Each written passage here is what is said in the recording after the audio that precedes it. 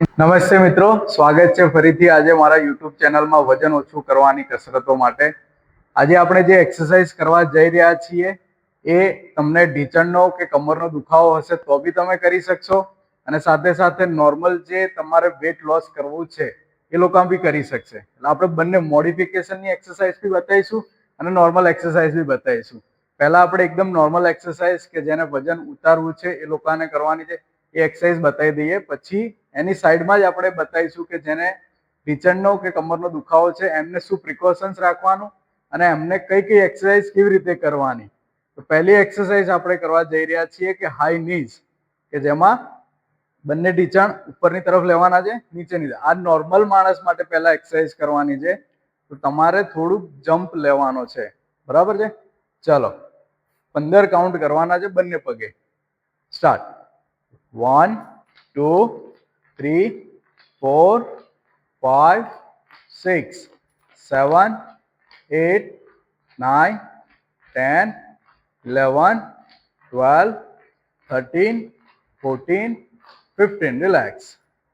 આ એક્સરસાઇઝ કે જે તમે નોર્મલી કરી શકો છો. હવે આ જ એક્સરસાઇઝમાં આપણે મોડિફિકેશન કરીશું કે જેને ઢીંચણનો અને કમરનો દુખાવો છે અને તેમને બી શરીર ઉતારવું છે તો એ લોકો એક્સરસાઇઝ કેવી રીતે કરશે. આ જ એક્સરસાઇઝ એકદમ સ્લોલી પરફોર્મ કરવાની છે. પહેલા હાથ સીધા, એકદમ ધીમે ધીમે ઢીંચણ ઊંચું કરો.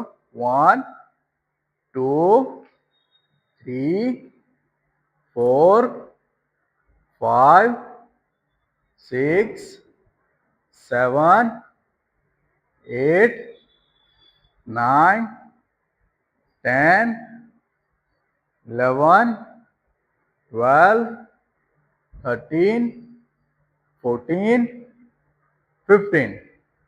આ એક્સરસાઇઝ કે જેને ઢીંચણનો દુખાવો છે એના માટે.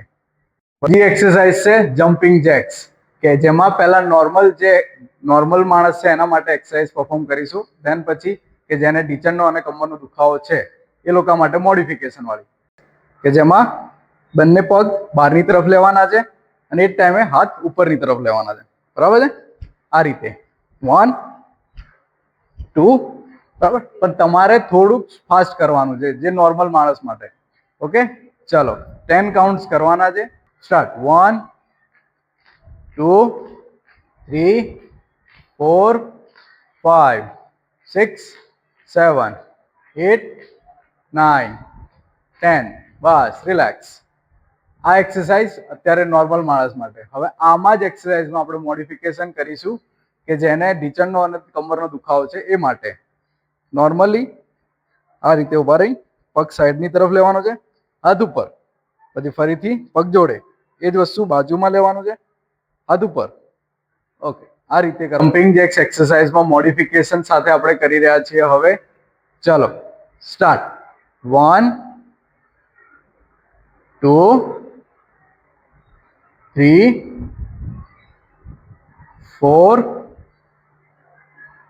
5 6 7 8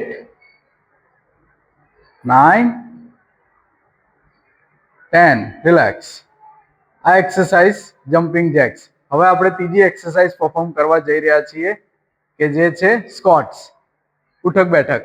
આપણે જે ગુજરાતી ભાષામાં કહીએ તેમ ઉઠક બેઠક. ચલો 10 કાઉન્ટ્સ કરવાના છે.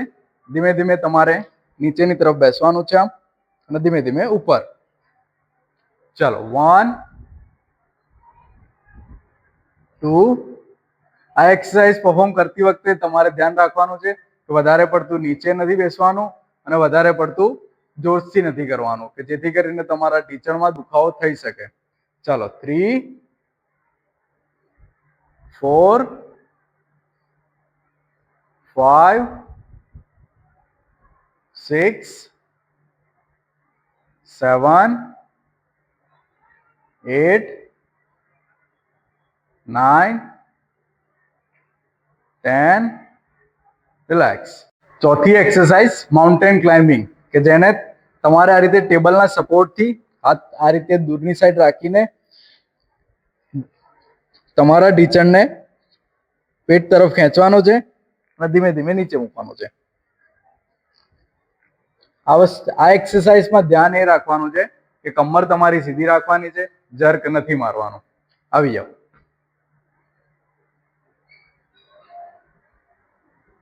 થોડાક પગ પાછળની સાઈડ. ઓકે.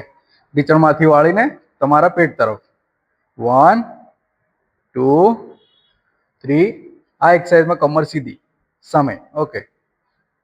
4 5 6 7 8 9 10. રિલેક્સ.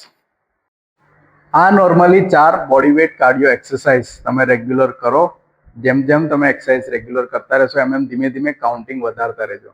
જો તમને ઢીચણનો દુખાવો કે કમરનો દુખાવો હોય તો પહેલા ડૉક્ટરની સલાહ લો, ત્યાર પછી જ એક્સરસાઇઝ કરવાની શરૂઆત કરજો.